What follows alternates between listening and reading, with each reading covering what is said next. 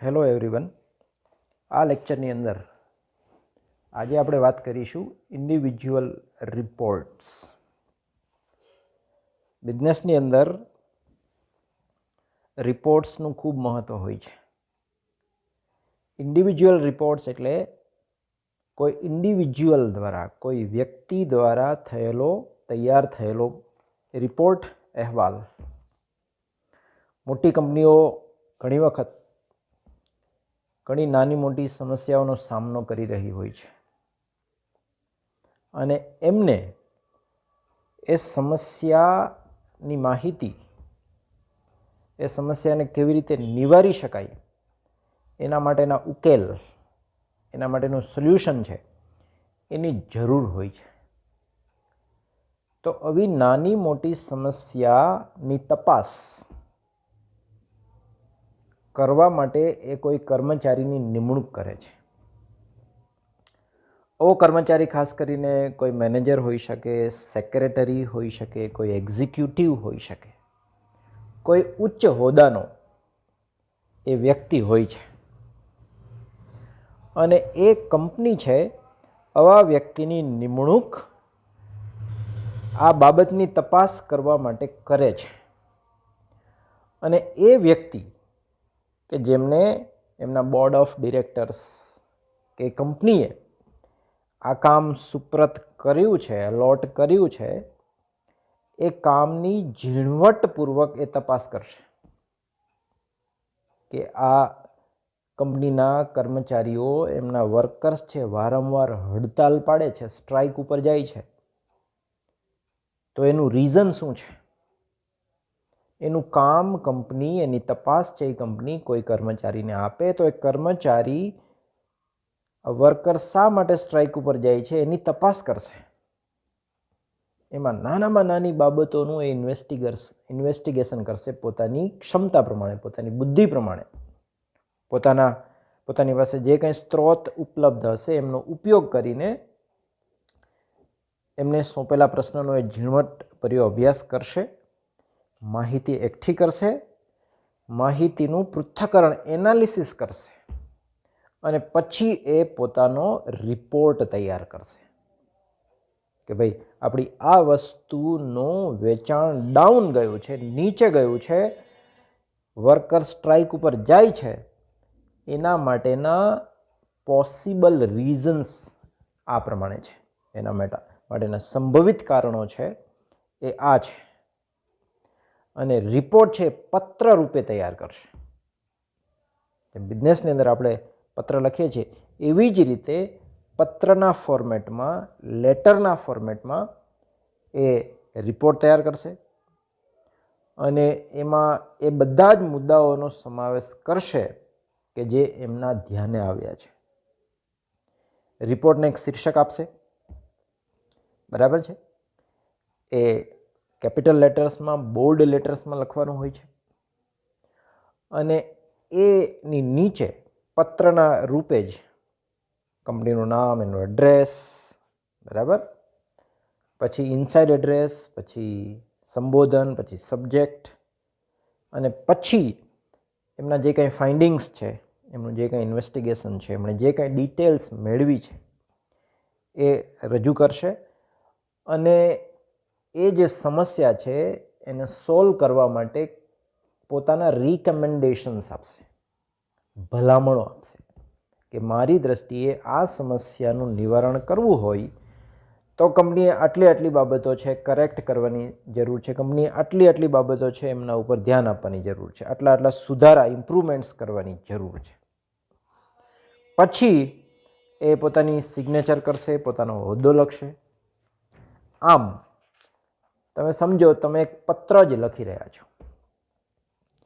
તમે એક કોઈ કંપનીના એક્ઝિક્યુટિવ છો અને તમને કંપનીએ કોઈ પ્રશ્નનું ઇન્વેસ્ટિગેશન કરવા માટે, એમની તપાસ કરવા માટેનું કામ સોંપ્યું છે અને એનો રિપોર્ટ તમારે તૈયાર કરવાનો છે, પત્રના સ્વરૂપમાં તૈયાર કરવાનો છે. જોઈએ આપણે એમના થોડા ઉદાહરણો. કેવી રીતે તમને પ્રશ્ન પૂછવામાં આવશે એ પ્રશ્નને તમારે સમજવો ખૂબ જરૂરી છે. પહેલું ઉદાહરણ, as the secretary of the western India cooker manufacturing company limited. અહીંયા બે બાબત સ્પષ્ટ થઈ ગઈ. એક તો રિપોર્ટ કોણ તૈયાર કરશે?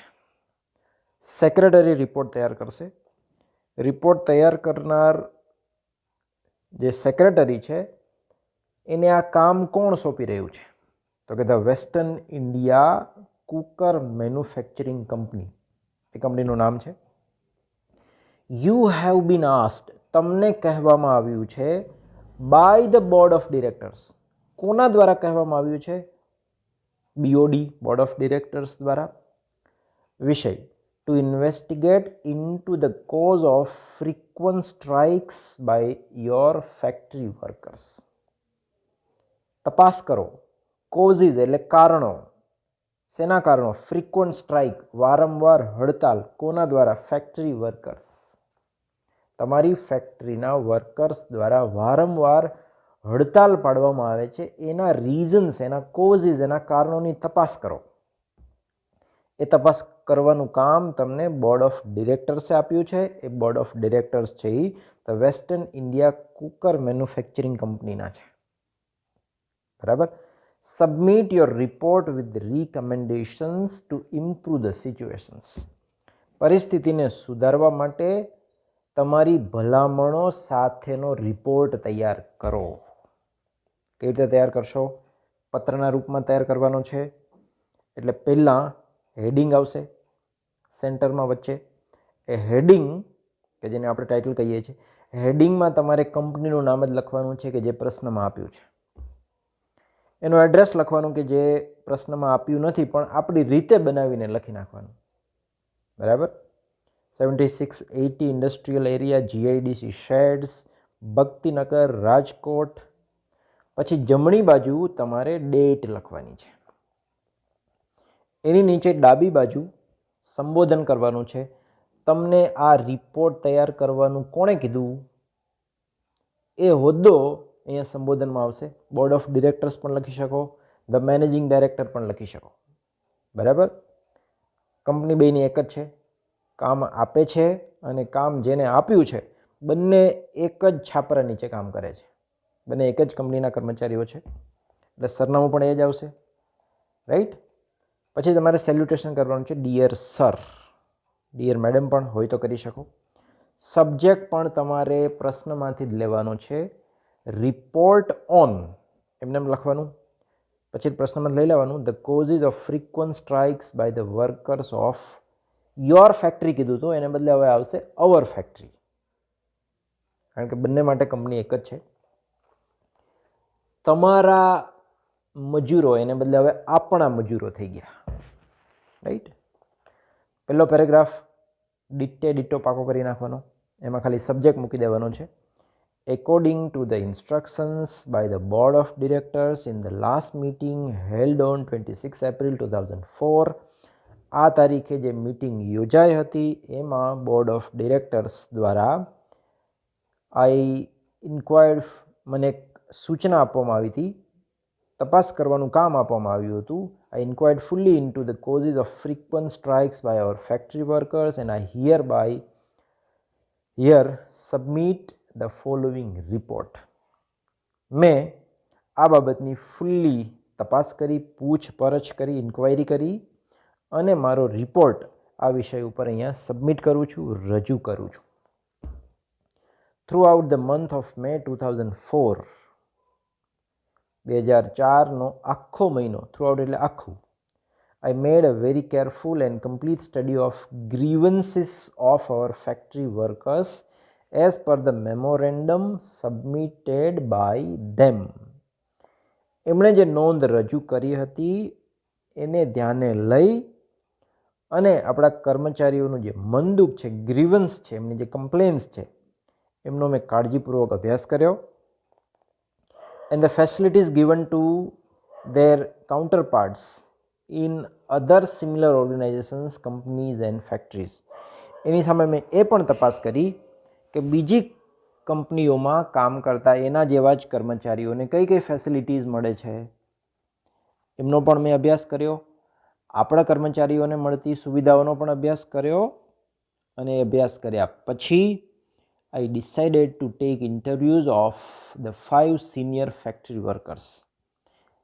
એમાંના 5 સિનિયર મજૂરો છે એનું મેં ઇન્ટરવ્યૂ પણ કર્યું, નક્કી કર્યું. I also interviewed the secretary of our labor union. એ જે મજદૂર સંઘ હોય છે, બરાબર, એમનો જે લીડર છે એ સંઘના લીડરનું પણ મેં ઇન્ટરવ્યૂ કર્યું, એમની સાથે પણ મુલાકાત કરી. After the interviews I found out the followings. આ બધી તપાસ, આ બધા ઇન્ટરવ્યૂના અંતે મેં નીચેની બાબતો મારા ધ્યાનમાં આવી છે, શોધી કાઢી છે. First, instead of the prevalent weekly wage system, we follow the monthly wage system. આપણે જે અઠવાડિયાનો પગાર કરીએ છીએ એને બદલે આપણે મહિનાના પગાર કરવાની સિસ્ટમને અનુસરવી જોઈએ. 2, our wages are comparatively very low. આપણું જે વેતન છે એ બીજાની સરખામણીમાં ખૂબ નીચું છે. Our workers do not have housing facilities near our factory. ફેક્ટરીની નજીકમાં આપણા મજૂરોને રહેવા માટેની ફેસિલિટી નથી, housing facility. Other factories give the following facilities to their workers which we do not give. બીજી કંપનીઓ, બીજી સંસ્થાઓ, બીજી પેઢીઓ એમના કર્મચારીઓને જે સવલતો, સુવિધાઓ આપે છે કે જે આપણે નથી આપતા, એ નીચે મુજબ છે. ડિસન્ટ રેસિડેન્શિયલ એકોમોડેશન, રહેવા લાયક યોગ્ય રહેઠાણની સુવિધા. Free electricity and water supply, મફતમાં વીજળી અને પાણીની supply. Free education to the children of the workers, વર્કર્સના બાળકોને મફતમાં શિક્ષણ. Free night classes for the adults, યુવાનો માટે night classes. Gymkhana and sports club. Free library with good magazines and reading room. Free medical aid.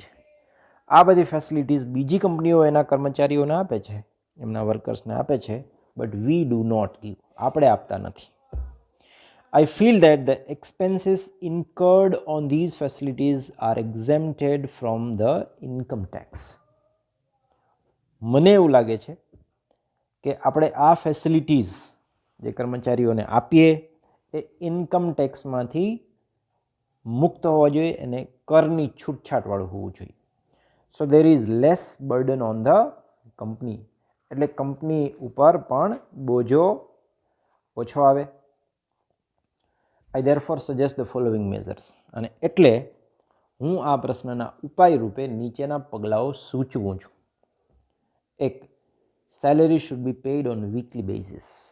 Salary, બરાબર, weekly basis ઉપર pay કરવી જોઈએ. Higher wages should be given to them, ઊંચું વેતન આપવું જોઈએ. All above mention facilities to be given to our workers, ઉપરની બધી સવલતો આપણા વર્કર્સને મળવી જોઈએ. Once in a month we should hold a meeting with them, મહિનામાં એક વખત એમની સાથે મીટિંગ પણ યોજવી જોઈએ. These recommendations May please be considered સિમ્પથેટિકલી.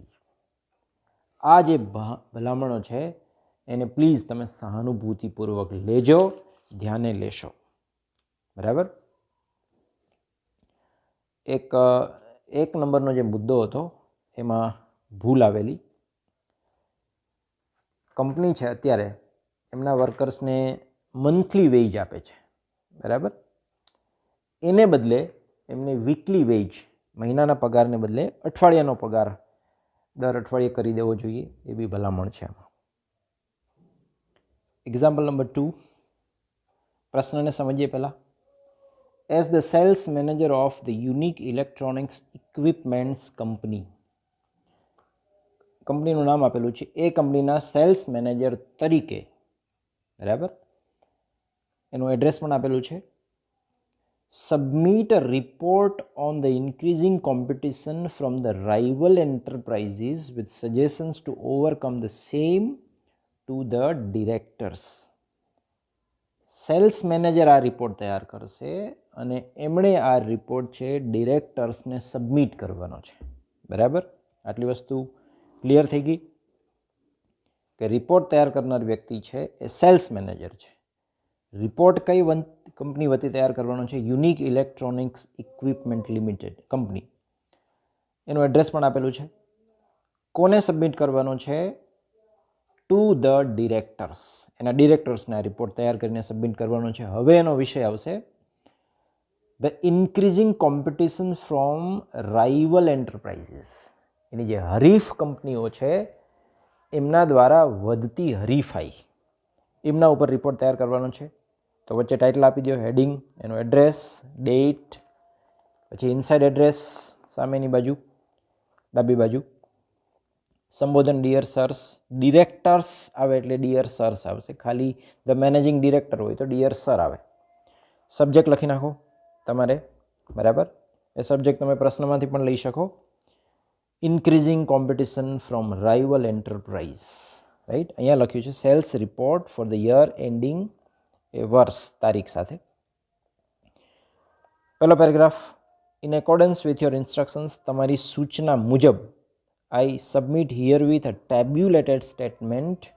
હું અહીંયા ટેબલમાં તૈયાર કરેલી માહિતી સાથે, ટેબ્યુલેટેડ એટલે એવી માહિતી કે જે ટેબલમાં તૈયાર કરેલ હોય, સ્ટેટમેન્ટ આપું છું, બરાબર. Showing the total number of TV set sold four the year ending 31 March 2004. આ વર્ષની અંત, નાણાકીય વર્ષની અંત 31 માર્ચ 2004 સુધીનો ટોટલ ટીવી વેચાયાનો એક સ્ટેટમેન્ટ, એક આંકડો હું અહીંયા રજૂ કરું છું કે આ વર્ષના અંત સુધીમાં આપણી કંપનીએ કેટલા TV વેચ્યા. To this statement has been appended a memorandum of the annual sales of the company since its incorporation 6 years ago. 6 વર્ષ પહેલાં આ કંપનીની સ્થાપના થઈ ત્યારથી આ વર્ષ સુધી એનો જે એન્યુઅલ સેલ્સ રિપોર્ટ છે એ પણ હું આ સાથે જોડું છું, ઉમેરું છું, બરાબર. આ વર્ષે કેટલા ટીવી વેચ્યા છે એની માહિતી આપું છું અને 6 વર્ષ દરમિયાન એન્યુઅલ જે સેલ્સ છે એમનો આંકડો પણ અહીંયા આપું છું. You will see that our sales have been increased by 29% over that of the preceding year. આગળના વર્ષ કરતાં આપણો સેલ્સ, આ વખતે આપણું વેચાણ 29% વધ્યું છે. There are now 11 agents traveling for the company, 3 more than the preceding year. અત્યારે આપણી પાસે મુસાફરી કરતા, હરતા ફરતા 11 એજન્ટ છે કે જે ગયા વર્ષની સરખામણીએ 3 વધારે છે. Our policy of maintaining agencies in various cities has been fully justified. અલગ અલગ શહેરોમાં એજન્સીઓ ખોલવી એ જે આપણી પોલિસી છે, નીતિ છે, એ યોગ્ય છે, જસ્ટિફાઈડ છે, પૂરેપૂરી. During this year, આ વર્ષ દરમિયાન, new agencies have been established in Morbi, Junagadh, Talada, Kodinar, Jetpur and Virpur. આટલા નવા શહેરોની અંદર આપણી એજન્સીઓ ખુલી છે આ વર્ષે. The total number of agencies is now 31. હવે કુલ એજન્સીની સંખ્યા થઈ 31. We find the competition in this kind of market very keen. આપણે જોઈએ છીએ કે આ પ્રકારના માર્કેટમાં કોમ્પિટિશન, હરીફાઈ છે એ ખૂબ તીવ્ર, તીક્ષ્ણ, કીન બની છે. 6 new types of TV sets have been put into the market this year. આ વર્ષે આપણે ટીવીના નવા 6 મોડેલ, નવા 6 પ્રકારના ટીવી છે આપણે બજારમાં મૂક્યા છે. I would like to make following recommendations. હું નીચે મુજબની ભલામણો કરું છું. 1. If possible, a new type of TV set be devised which can be sold for 1,000 rupees less than our present standard A1. અત્યારે આપણી A1 સ્ટાન્ડર્ડની જે ટીવી છે એના કરતાં 1,000 રૂપિયા નીચે ભાવે ટીવી વેચાય, આપણે ગ્રાહકોને આપી શકીએ એવી ટીવી બનાવવી જોઈએ જો શક્ય હોય તો. 1,000 રૂપિયા સસ્તી. 2. Some of our most efficient representatives should be given 25% increment in salary. આપણા જે કાર્યક્ષમ, કાર્યદક્ષ કર્મચારીઓ છે, પ્રતિનિધિઓ છે, એમને એમના પગારમાં 25% વધારોનું ઇન્ક્રીમેન્ટ આપવું જોઈએ. Number 3, to make our TV set more popular and highly competitive, necessary arrangements should be made for regular advertisements through TV channel Vividh Bharati and hoardings in the cities. આપણા ટીવી સેટને વધારે popular પ્રખ્યાત કરવા માટે, પ્રચલિત કરવા માટે અને કોમ્પિટિશન વધારવા માટે જાહેરાત માટે જરૂરી વ્યવસ્થાઓ કરવી જોઈએ. અને આપણે ટીવી ચેનલ વિવિધ ભારતી એટલે કે રેડિયો અને હોર્ડિંગ્સ, મોટા મોટા પોસ્ટર્સ લગાવીને શહેરોની અંદર જાહેરાતો કરવી જોઈએ. તો એડવર્ટાઇઝિંગ વધારવું જોઈએ. Number 4 and last, I feel that follow-up correspondence should be maintained with all the customers, agents and other interested parties in order that the company's connection may not be lost.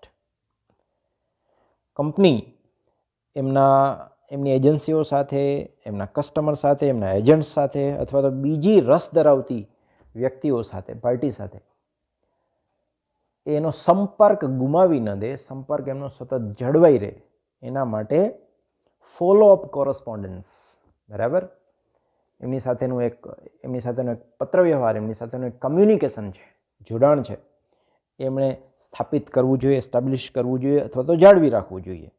બરાબર, customer સાથે, agents સાથે, અન્ય વ્યક્તિઓ સાથે, બરાબર, કંપનીએ એમનું correspondence, એમનો રિલેશન છે એ મેન્ટેન કરવો જોઈએ, ફોલોઅપ કરવું જોઈએ.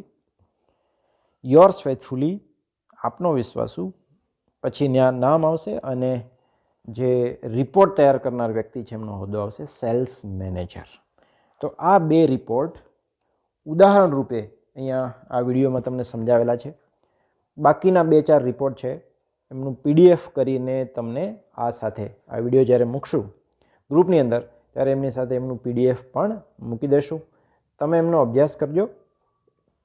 આમાં મોટાભાગના અઘરા શબ્દો છે એમનો મિનિંગ ગુજરાતીમાં આપ્યો છે, બરાબર, એટલે સમજવામાં તમને મુશ્કેલી નહીં પડે અને તમે એક ઇન્ડિવિજ્યુઅલ રિપોર્ટ સારી રીતે પરીક્ષામાં લખી શકશો. Thank you.